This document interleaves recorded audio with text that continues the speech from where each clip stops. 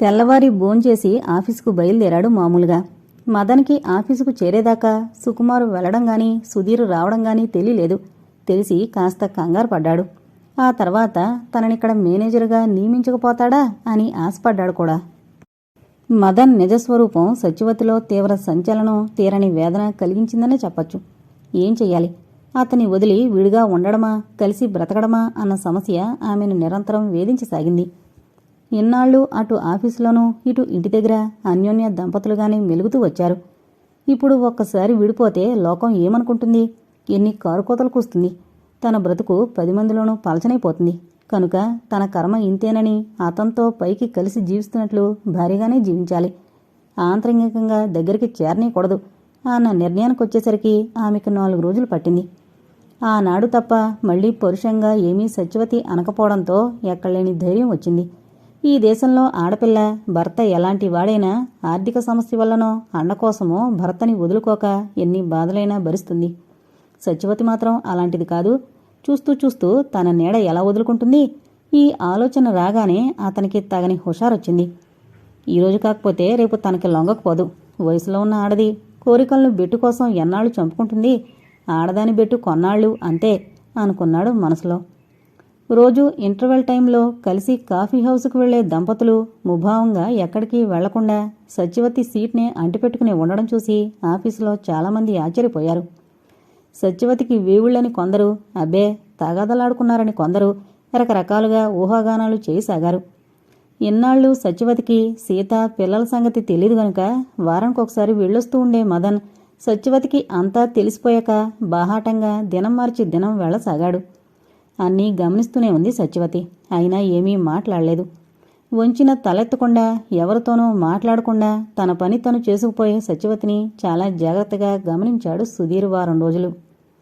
ఆమె ఫైల్ తెప్పించి ఆమె రికార్డంతా పరిశీలించి ఆమెకి ప్రమోషన్ ఇవ్వడం అవసరం అని గ్రహించి 25 రూపాయలు పెంచినట్లు ఆర్డర్ టైప్ చేయించాడు. సాయంత్రం 4 గంటలకు ఆమెని గదిలో పిలిచాడు. మీ వర్క్ నాకు చాలా సంతృప్తి కలిగించింది. పని మీద మీకున్న శ్రద్ధ చాలా ప్రశంసనీయమైంది. అందుకనే మీకు ఈ నెల నుంచి 25 రూపాయలు పెంచుతున్నాను అంటూ కాగితం అందించాడు. థ్యాంక్స్, మెనీ థ్యాంక్స్ అని కాగితం పర్సులో పెట్టుకుని బయటకొచ్చేసింది. ఏంటి ఆయన అంటున్నాడు అని అడిగాడు మదన్ ఆత్రంగా. నీ విషయం కాదు అంటూ జవాబిచ్చి వెళ్ళిపోయింది అవతలకి. అతనికిప్పుడు ఒకటే ఆలోచన, ఎలా తను మేనేజర్ అవడం. సత్యవతి జీతం పెంచినట్టు భర్తతో చెప్పలేదు.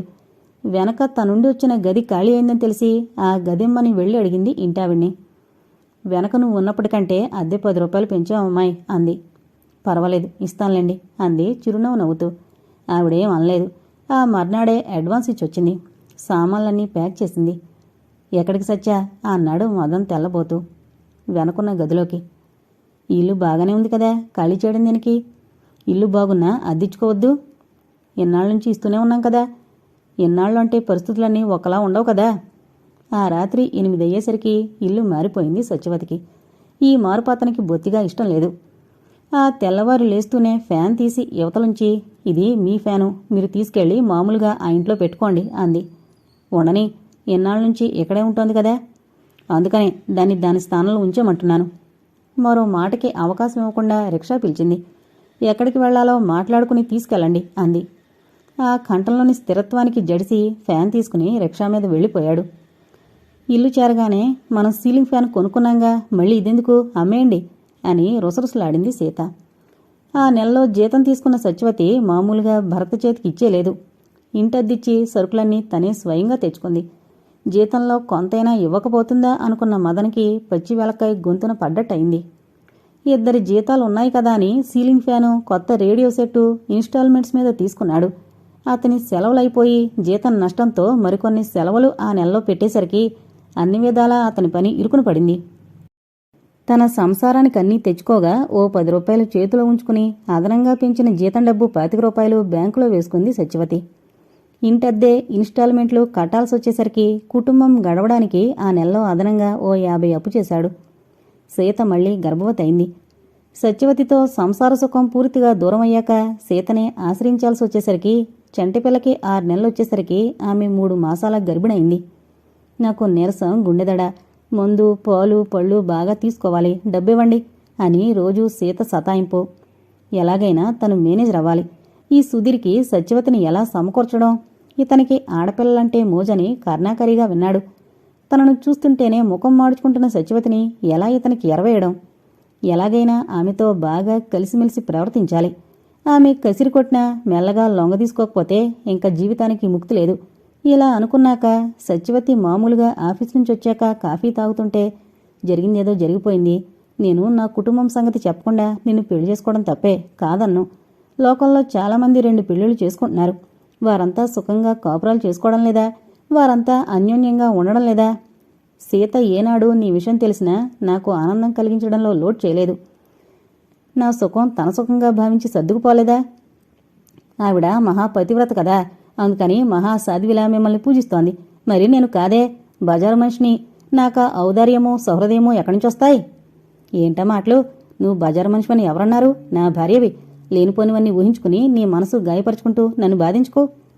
క్షమించండి, ఇలా మాట్లాడితే మీకు కష్టంగా ఉన్నట్టుంది. దయచేసి నన్ను పలకరించకండి ఇలాంటి ప్రశ్నలతో. అన్నట్టు అడగడం మర్చిపోయాను. సీతకి 3 అమ్మాయిలనుకుంటాను. వాళ్ల పేర్లేమిటి? అంది రాణి నవ్వు తెచ్చుకుంటూ. పెద్ద పిల్ల పేరు సావిత్రి, రెండో పిల్ల పేరు జమున, మూడో పిల్ల పేరు కాంచన. హుషారుగా జవాబిచ్చాడు. ఏంటో అంతా ఆడపిల్లలయ్యారు. ఒక్కడన్నా మగపిల్లాడు పుడతాడేమోనని ఆశపడుతుంటే ఆడపిల్లలే పుట్టారంతా. అసలు నేను పొరపాటు చేశాను. గర్భనిరోధాన్ని పాటించకుండా ఉంటే నీకంతా మగపిల్లలే పుట్టుండేవాళ్లేమో. మళ్ళీ నా బ్రతికి వాళ్ళెందుకులేండి. మీరు చేసిన ఉపకారం ఏదన్నా నాకుంటే పిల్లలు కలకుండా చూడడమే. మదన్ మౌనం వహించాడు. మరో 6 నెలలు తిరిగిపోయాయి కాలగర్భంలో. సీతకి మగపిల్లాడు కలగలేదు సరికదా, ఆడపిల్లలు కవలలు పుట్టారు. దాంతో పూర్తిగా హతాశుడయ్యాడు. ఆపరేషన్ చేయిద్దామనుకుంటే మళ్ళీ ఆడపిల్లలే పుట్టారే అని దిగులు పడ్డాడు. అప్పులు పెరుగుతున్నాయి. సత్యవతి 1 పైసా ఇవ్వడం లేదు. అతన్ని అడగడం లేదు. ఎన్ని విధాల ప్రయత్నించినా ఆమెతో దాంపత్య సుఖం అనుభవించలేకపోతున్నాడు. అక్కడున్న రోజు విడిగానే గడపడం తప్ప కలిసి నిద్రించే అవకాశం కోల్పోయాడు. అయినా సత్యవతికి ఎందుకంత పట్టుదల అని కూడా ఆశ్చర్యపడ్డాడు మనసులో. ఎన్నాళ్ళకి సుధీర్ తనని మేనేజర్గా నియమించకపోవడంతో ఒకరోజు తనే వెళ్ళి అడిగాడు మెల్లగా. చూద్దాంలే, దానికింకా స్పెషల్ క్వాలిఫికేషన్లు ఉండాలి, తర్వాత చూద్దాంలేండి అన్నాడు దాటించేస్తూ. అయినా అతను తన ప్రయత్నం మానలేదు. తనకి తోచిన విధంగా ప్రయత్నిస్తూనే ఉన్నాడు. ఒకసారి పుట్టింటికి వెళ్ళింది సత్యవతి. రత్నకుమారి పురిటికొచ్చి అక్కడే ఉంది. ఆ రాత్రి వెన్నెల్లో అరుగు మీద కూర్చుని పిల్లల్ని ఆడిస్తున్న రత్న అక్కను చూసి, ఇదిగో ఇది విన్నావు, ఆ చక్రపాణిగాడు BA పాస్ అయ్యాడట. స్వరం తగ్గించింది. ఏ చక్రపాణి? వాడే, వెనక నిన్ను పెళ్ళాళ్లే, మీ ఇద్దరూ విడిపోయారు చూడు గుర్తు చేస్తూ అంది. ఉలిక్కి పడింది సత్యవతి. వాడు మొహం, వాడు BA పాస్ అవడమేమిటి? అబద్ధం కాదక్క, నిజమే. ఆ పల్లెటూరి గబ్బిలాకి అంత తెలివి పుట్టుకొచ్చిందా? పెళ్ళం కూర్చోబెట్టి పగలు రాత్రి చదివించి పాస్ చేయించిందట. ఆవిడేం వెలిగించిందేమిటి? ఇంటర్ పాస్ అయిందట. పిల్లలో 3 4 ఇంటర్ పాసే పిల్లల్ని కంటోందన్నమాట. పెళ్ళమయ్యాక పిల్లల్ని కండం తప్పుతుందా? ఏడిసిందిలే. ఆ పిల్లలు కూడా వాళ్లానే ఉండుంటారు. లేదు, ఆ పిల్లలు బాగానే ఉంటారట. ఆ పిల్ల చాలా అందమైంది, తెలివైందినట. మొగుడితో సంసారం చేస్తూ పిల్లల్ని కనేదానికి తెలివితేటలేమిటి? నాలాగే ఉద్యోగం చేసి స్వతంత్రంగా ₹1 డబ్బులు సంపాదించమను. దాని తెలివేదో అప్పుడు బయటపడుతుంది. వారం రోజులు పుట్టింట్లో ఉంది సత్యవతి. రోజు కనకమ్మ గొడవే. డాక్టర్కు చూపించుకోవే తల్లి. రత్నకిది 3వ కనుపు. పెళ్ళై 4 ఏళ్లైనా నీ కడుపు పండలేదు. పెద్దతనంలో పిల్లలు లేకపోతే ఎలా గడుస్తుందే అంటూ. ఈ జన్మకింతే, తనకి తల్లయ్యే గీతలేదు అని మనసులో అనుకుని అలాగేలే అని పైకి జవాబిచ్చి ఇంటికి తిరిగొచ్చింది. అబ్బా, 4 రోజుల్లో వస్తానని వారం రోజులు చేశావు అంటూ ఆప్యాయంగా పలకరించాడు మదన్. క్షణం మనసులో ఆనందపడినా సీత, పిల్లలు, ఆనాడు అపురూపంగా భార్య భుజం మీద చేయివేసి గేటు దాటించిన మదన్ రూపం కనపడి మనస్సు మళ్లీ రాయి అయిపోయింది సత్యవతికి. చిన్న చిరునవ్వే జవాబుగా లోపలికి వెళ్ళిపోయింది. ఈ పూటకి వంటేం చేస్తావు? హోటల్లో భోంచేసొద్దాన్రా అన్నాడు మదన్. ముందు ఒప్పుకోకపోయినా బస్సు ప్రయాణంతో అలసిపోయినట్లు అనిపించి భోంచేసొస్తే ఏం పోయిందిలే అనుకుని సరేనన్నట్లు తల ఊపింది. ఆ మాటకి బ్రహ్మానంద పడిపోయాడు మదన్. నువ్వు రెడీగా ఉండు, నేను అరగంటలో వస్తాను, 2 టవల్స్ కొనుక్కుని అంటూ గబగబా బయటకొచ్చాడు. సత్యవతి స్నానం చేసి తలదూకుని చీర కట్టుకుని సిద్ధంగా ఉంది. అతను ఓ గంటలో తిరిగొచ్చాడు. రిక్షా మీద ఇద్దరూ హోటల్కి బయలుదేరారు. ఎయిర్ కండిషన్ రూంలో అడుగుపెట్టి ఉండు టికెట్స్ తీసుకొస్తాను అంటూ మళ్ళీ బయటికి నడిచాడు. సత్యవతి లోపలికొచ్చి ఓ మూలగా కూర్చోబోతూ ఉలిక్కి పడింది. సుధీర్ నవ్వుతూ చేతులు కట్టుకుని కుర్చీలో కూర్చునున్నాడు. డైరెక్టర్ గనుక తప్పదని నమస్కారం చేసింది. రండి, ఈ సీట్లో కూర్చోండి అంటూ తన ఎదురుగా సీటు చూపించాడు సుధీర్. తప్పనిసరి కూర్చుంటూ ఈయనింకా రారేం అనుకుంటూ తలుపు వంక చూసింది. ఎవరికోసం చూస్తున్నావు? అతని ఏకవచన ప్రయోగానికి విస్తుపోతూ మా వారి కోసం అంది. వస్తారులేండి, ముందు భోజనం చేయండి అంటూ సర్వర్ అందించిన ప్లేటు ఆమె ముందుకు జరిపాడు. ఆయన టికెట్లు తెస్తానన్నారు, మళ్ళీ వేస్ట్ అవ్వు, వద్దులేండి అంది కంగారుని అణుచుకుంటూ. వేస్టేముంది, ఇంకా నేను టికెట్ తీయలేదు, తినండి. భయపడుతూనే ప్లేటు ముందుకు లాక్కుంది. తినకపోతే అసలే డైరెక్టరు ఏమనుకుంటాడో. మెల్లగా ఆ కబురు ఈ కబురు చెప్పసాగాడు సుధీర్. కాస్త కాస్త కంపనం తగ్గి భోజనం చేయసాగింది సత్యవతి. భోజనం పూర్తయినా మదన్ పత్తాలేడు.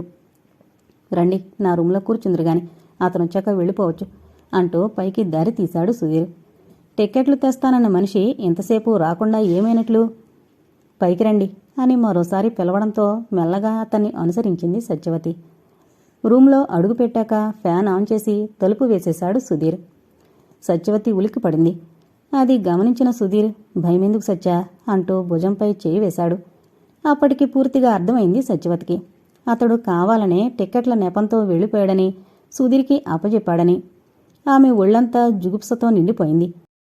మదన్ పట్ల క్రోధము, ఏహ్యత ఆ క్షణంలో ఎంత కలిగాయో వర్ణాతీతం. ఆమెని దగ్గరకు తీసుకున్నాడు. సత్యవతి తలదించుకుంది. ఆమె కళ్ళు నీళ్లతో నిండిపోసాగాయి. భగవాన్, నా జీవితాన్ని చివరికెలా తీర్చిదిద్దావో చూడు. నా భర్తకి నా మీద ఎలాంటి సదభిప్రాయం, ఎంతటి ప్రేమలున్నాయో చూడు అని మనసులోనే దుఃఖపడసాగింది. ఆమెని బంధించి వేసిన చేతులపై 2 కన్నీటి బొట్లు రాలడంతో ఉలిక్కిపడిన సుధీర్ ఆమె గెడ్డం పుచ్చుకుని తల మెల్లగా పైకెత్తాడు. ఏడుస్తున్నావా అన్నాడు ఆశ్చర్యంగా. ఏడవక ఎలా నవ్వుకుంటాను? ఏం, నీకిష్టం లేదా? లేదన్నట్లు తల ఊపింది సత్యవతి. చటుక్కున ఆమెను వదిలి కాస్త దూరంగా జరిగాడు సుధీర్. మరి మదన్ నీకంత అభ్యంతరాలుండవని చెప్పాడే? చెబుతాడు, అతడు ఎన్నైనా చెబుతాడు. నా బ్రతుకులో అన్ని విధాల నిప్పులు పోస్తూ తన స్వార్థం కోసం, తన కుటుంబ సుఖం కోసం నన్ను ఎన్ని రకాలుగైనా ఉపయోగించుకోవాలన్న తపనతో ఎందరితో ఎన్నైనా చెబుతాడు క్రుద్ధత్వంతో అంది. వివరంగా చెప్పు సత్య, నేనన్నీ వింటాను. నాకిప్పుడు వేరే పనేమీ లేదు. సుధీర్ వంక క్షణం చెకితియై చూసి అతను తనని పెళ్లాడ్డం, సుకుమార్ దగ్గరికి పంపి అసిస్టెంటు పదవి పొందడం, ఆ తర్వాత బయటపడిన అతని మొదటి సంసారం, అప్పట్నుంచి తామిద్దరి ప్రవర్తన అన్నీ విపులంగా చెప్పింది సత్యవతి. వింటున్న సుధీర్ బ్రుకుటి ముడిపడింది. చేతులు బిగుసుకున్నాయి. రాస్కేల్, ఎంత పనిచేశాడు! ఆడపిల్ల జీవితంతో ఇంత దారుణంగా ఆటలాడే వ్యక్తిని క్షమించకూడదు కోపంగా అన్నాడు. ఏం చేస్తారు క్షమించక? మీరు మగవారే కదా. కావచ్చు, స్త్రీ అంటే అనుభవించాలన్న కోరుకున్న వ్యక్తిని కూడా కావచ్చు. కానీ ఇష్టపడొస్తేనే తప్ప అయిష్టత చూపే ఆడదాన్ని పొందాలని నేనేనాడు అనుకోలేదు, పొందలేదు. అతనికి తగిన గుణపాఠం నేను నేర్పుతాను. నువ్వింటికి వెళ్ళిపో. రేపు మీరేమన్నా అతన్నంటే అతను నన్ను ఎన్నో హింసలపాలు చేస్తాడు భయంగా అంది. సుధీర్ క్షణం ఆలోచించి లెటర్ ప్యాడు, పెన్ను తీసి ఏదో రాసి, ఈ కాగితం నీ దగ్గరుంచుకో. నెల్లూరు ఈ రాత్రికి రాత్రి వెళ్ళిపో. రేపు ఈ కాగితం చూపించి అక్కడ మన ఆఫీసులో చేరు. 2 నెలలైనా అక్కడుంటే ఈలోగా మదన్ రోగం నేను కుదురుస్తాను. సరైనట్లు తల ఊపింది సత్యవతి. వెంటనే ఆమెను పంపించేశాడు సుధీర్. అతని మంచితనానికి, సహృదయతకు హృదయపూర్వకంగా అంజలి ఘటించి అతని పాదాలంటి నమస్కరించి కిందకు దిగిపోయింది సత్యవతి. అనుకోకుండా ఆమె తన పాదాలంటి నమస్కరించేసరికి సుధీర్ మనసు ఆర్ద్రతతో నిండిపోయి పాపం అభాగ్యురాలు అనుకుని నిట్టూర్చాడు. అప్పటికప్పుడే తన బట్టలు సర్దుకుని తిరుపతి బస్సు అందుకుని వెళ్ళిపోయింది సత్యవతి. బస్సులోనే ఓ కార్డు రాసి పడేసింది ఇంటికి. మదన్ మోహన్ ఒక విధంగా ఆనందంగానూ మరో విధంగా భయంగానూ కూడా ఆఫీసులో అడుగుపెట్టాడు. సత్యవతి ఎక్కడ ఆఫీసులోనే దుమ్మెత్తి పోస్తుందో అని ఓ పక్క భయంగా ఉన్నా తన ప్లాన్ ఫలించి తనింక రేపు ఈ పాటికి మేనేజర్ కాకపోడు అని భుజాలు ఎగరేసుకున్నాడు మనసులో.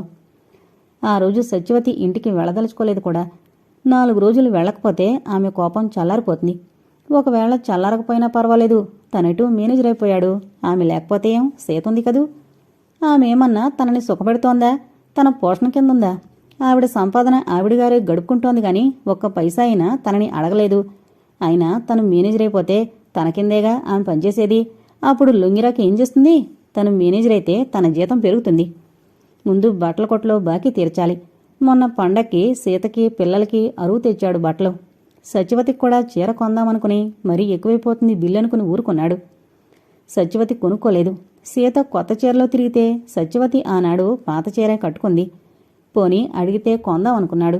సత్యవతి అడగలేదు. అదే సీత అయితే కొనేదాకా వేధిస్తుంది.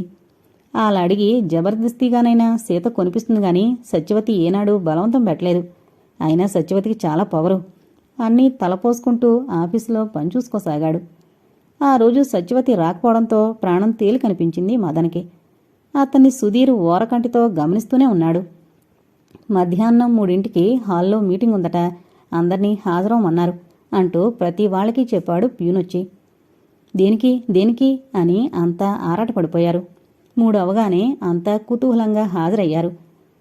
సుధీర్ అధ్యక్ష స్థానంలోంచి లేచి నిలబడి, ఈరోజు మీకందరికీ ఒక విచారకరమైన వార్త చెప్పాల్సొస్తున్నందుకు విచారిస్తున్నాను. మన ఆఫీసులో పనిచేస్తోంది నిదానస్తురాలు మదన్ భార్య అయిన సత్యవతి ఆత్మహత్య చేసుకుంది అంటూ ఆగాడు.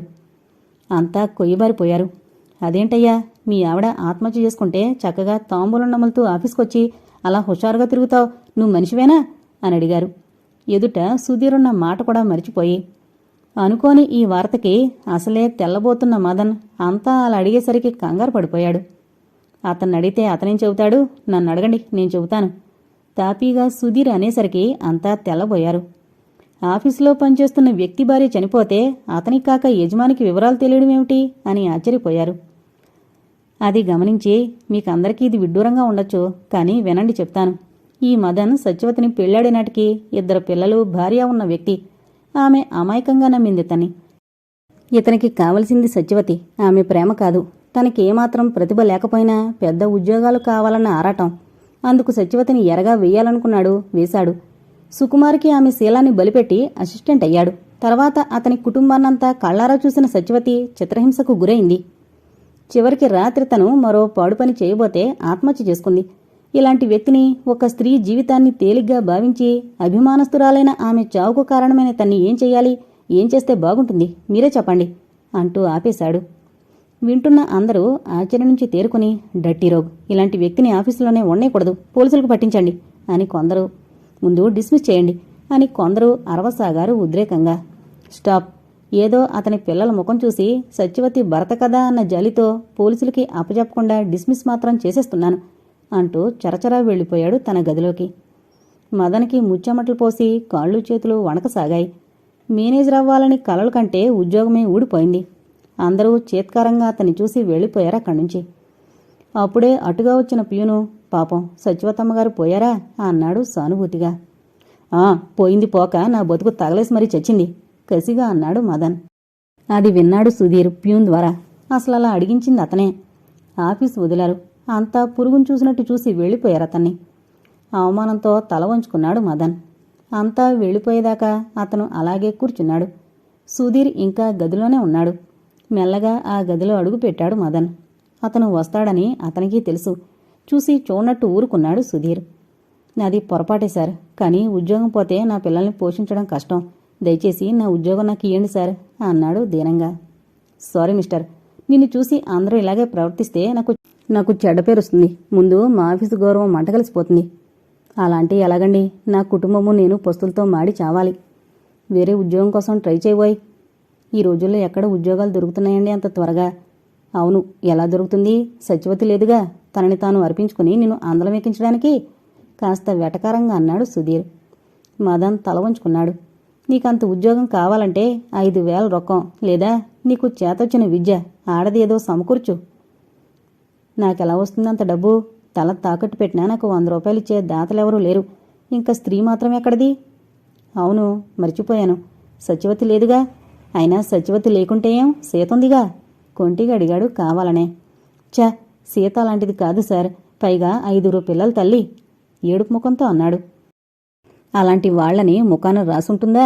అడిగి చూడు. 5 పిల్లల తల్లైతేనేం 10 మంది బిడ్డల కన్నా నా భార్య దగ్గరికి నేను పోకుండా ఉంటానా? నువ్వుంటావా? నాకేం అలాంటి పట్టింపులు లేవు పెంకిగా అన్నాడు సుధీర్ లోలోన నవ్వుకుంటూ. తన తెలివి తక్కువ వల్ల తన బ్రతుకెంత లోకువైంది గ్రహించుకున్నాడు మదన్. లేకపోతే ఎంతమంది పనిచేసే ఆఫీసులో అతని భార్య కావాలని ఎవరినన్నా అడుగుతాడా? ఎంత జరుడైనా అడగడు అనుకున్నాడు మనసులో.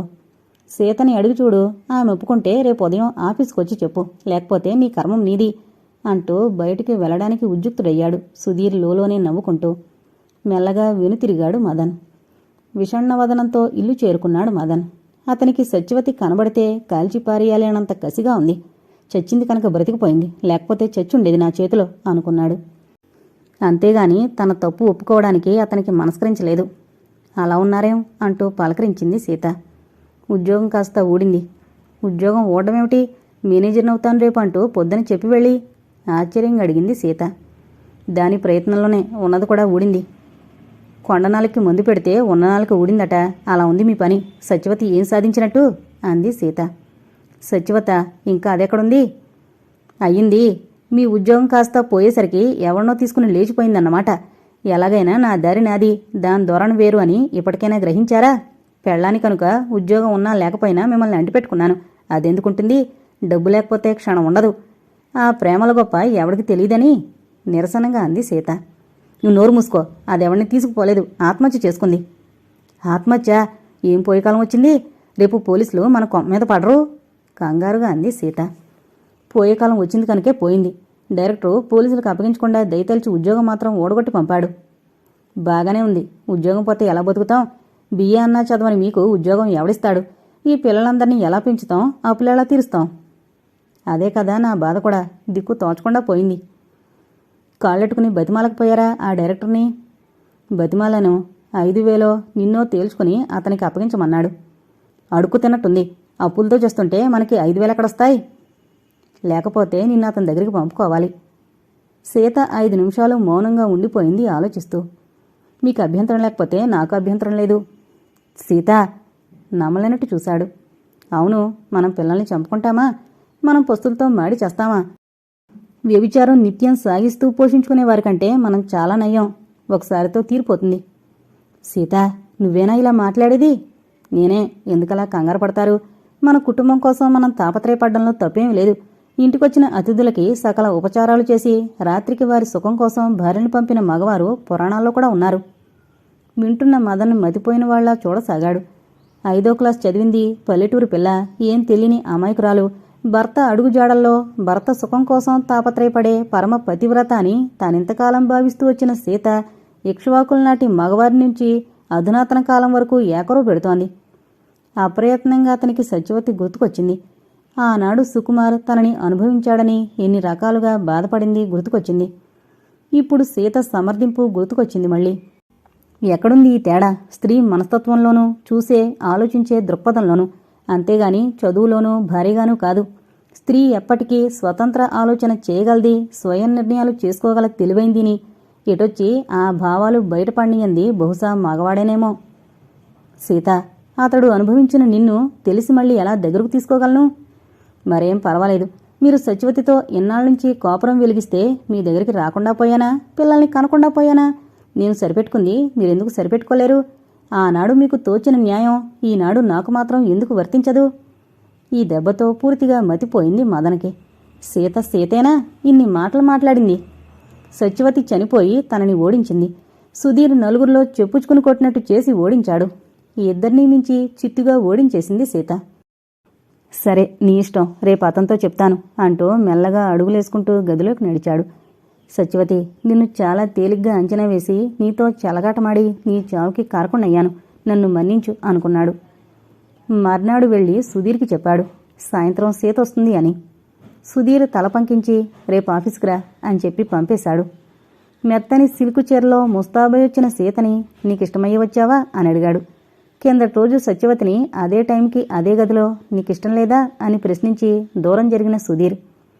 ఆ మర్నాడు అసిస్టెంట్ మేనేజర్గానే పనిలో ప్రవేశించాడు మదన్. పాపం పిల్లలు గలవాడు, బ్రతిమాలుతుంటే మళ్లీ పనిలో చేరమన్నాను అని చెప్పాడు సుధీర్ అందరికీ. డైరెక్టర్ గారిదంతా జాలిగుండే అని మెచ్చుకున్నారంతా.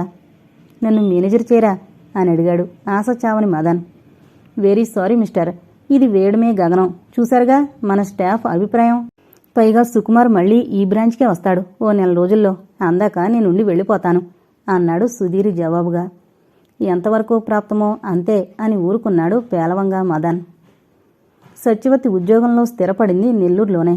తండ్రికి ఉత్తరం రాసి రెండో కంటికి తెలియకుండా సామానంతా తెప్పించేసుకుంది. ఒక్కసారి తిరుపతి వెళ్ళొద్దాం అన్న అభిప్రాయం కలిగి సెలవు కలిసొస్తే శనివారం అక్కడ ఉండేలా శుక్రవారమే బయలుదేరి వెళ్ళింది. శనివారం ఉదయమే వెళ్లి తిరుమలేశుని దర్శనం చేసుకుని వచ్చింది. సాయంత్రం అలా ఏమన్నా కొనాలని బజారుకి బయలుదేరి ఎదురుగా పిల్లల్ని నడిపించుకుంటూ వస్తున్న వ్యక్తిని చూసి అట్టే నిలిచిపోయింది. పరీక్షగా చూసి అతనే అని నిర్ధారించుకుని, నమస్కారం చక్రపాణి గారు అంది కావాలనే పలకరిస్తూ. అతడు సత్యవతి పేరును గుర్తు చేసుకోవడానికి 5 నిమిషాలు పట్టింది. నేను సత్యవతిని అంది, అతనికి గుర్తు రావడం లేదని. ఓ నమస్కారం, కులసాగా ఉన్నారా అన్నాడు మందహాసం చేసి. మీ అబ్బాయిలా అని అడిగింది సత్యవతి పిల్లల్ని చూస్తూ. మరే, వీడు పెద్దబ్బాయి శ్రీనివాస్, వాడు రెండోవాడు సోమశేఖరం, వీడు మూడో అబ్బాయి శ్రీకృష్ణ అంటూ చెప్పాడు. ఇంతలో వెనకే వస్తున్న పద్మజ అతన్ని కలుసుకుంది. ఆమె చేతిలో ఏడాది పిల్ల. ఇది మా అమ్మాయి సువర్ణ, ఈవిడ నా శ్రీమతి పద్మజ అంటూ పరిచయం చేశాడు. నమస్తే అంది పద్మజ నవ్వుతూ. 4 పిల్లల తల్లైనా అందంగా ఆకర్షణీయంగా బంగారు తీగలా ఉన్న పద్మజ మీద నుంచి దృష్టి మరల్చుకోలేకపోయింది సత్యవతి. అన్నట్టు మీకు అధిక దిగుబడితో అధునాతనంగా వ్యవసాయం చేసినందుకు ఏదో బహుమతి వచ్చిందట కదా, పేపర్లో చదివాను అంది సత్యవతి. ఏదోలేండి, కాలక్షేపానికి వ్యవసాయ రంగం గురించి చదువుతూ ఆ విధానాలను ప్రవేశపెడితే బాగుంటుందనిపించి ఏదో ప్రయత్నించాను. దైవకృప వల్ల అది ఫలించింది. అందుకని దైవదర్శనానికి వచ్చారా? చటుక్కున అతనికి గుర్తొచ్చింది. ఈ దైవదర్శనానికి కారణభూతమైన ప్రత్యక్ష వ్యక్తి పద్మజ అయితే పరోక్ష వ్యక్తి సత్యవతి అని. ఆనాడు ఆమెని గురించిన అపోహ దిగులుతో పద్మజ మంచం పడితే తల్లి మొక్కుకుందని. లేదు, మా వారు BA పాస్ అయితే రావాలనుకున్నాం, పాస్ అయినప్పటి నుంచి వెళ్లాలనుకున్న వీలు పడక ఇప్పుడొచ్చాం పద్మజ జవాబిచ్చింది. అలాగా, సంతోషం. మీ వారు రాలేదా? చక్రపాణి అడిగాడు. ఏది, ఆయనకి ఇలాంటి చోటికి రావడానికి తీరుబడి కూడానా? మరే, ఆయన చదువుకుని పెద్ద ఉద్యోగాలు చూస్తున్న వ్యక్తి చీటికి మాటికి సెలవు పెట్టి ఎలా వస్తారులేండి అన్నాడు చక్రపాణి తెలిసినట్టే. సత్యవతి నవ్వింది. మా ఊరొచ్చినప్పుడు మా ఇంటికి రండి అంది పద్మజ. మన ఊళ్ళో ఏముంది చూసేందుకు, పొలాలు పుట్టలేగా, వస్తామండి అంటూ నమస్కరించి, పద పద్మ, అమ్మ ఎదురు చూస్తూ ఉంటుంది అన్నాడు. వస్తామండి అంటూ పద్మజ అనుసరించింది. వెళుతున్న ఆ జంటను చూసి దీర్ఘ నిశ్వాసం విడిచింది సత్యవతి. తనచే విడవబడ్డ చక్రపాణి, తనని వదిలిన మదన్ అంతా బాగానే ఉన్నారు. తన జీవితమే చివరికి వేదనల మధ్య ఒంటరిదైంది.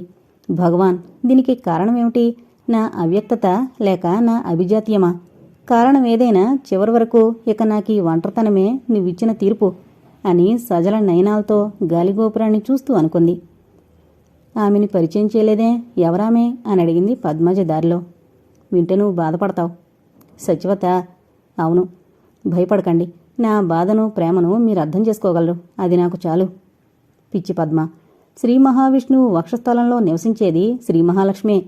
చక్రపాణి గుండెల్లో గూడు కట్టుకుంది పద్మజే అనురాగంగా చూస్తూ అన్నాడు. ఆ మాటలతో పులకించిన పద్మజ, మా సంసారం కలకాలం ఇలాగే సాగిపోని భగవాన్ అని ఆ గాలి గోపురాన్ని చూసి లోపల దేవుణ్ణి తలుచుకుని నమస్కరించి భర్త చెయ్యందుకుని కళ్ళకద్దుకుంటూ తమ కాటేజ్లో అడుగుపెట్టింది. ఇంతటితో మగువ మాంగళ్యం అనే నవల కంప్లీట్ అయిందండి. దయచేసి మన ఛానల్ అందరూ సబ్స్క్రైబ్ చేసుకోగలరు. Thank you.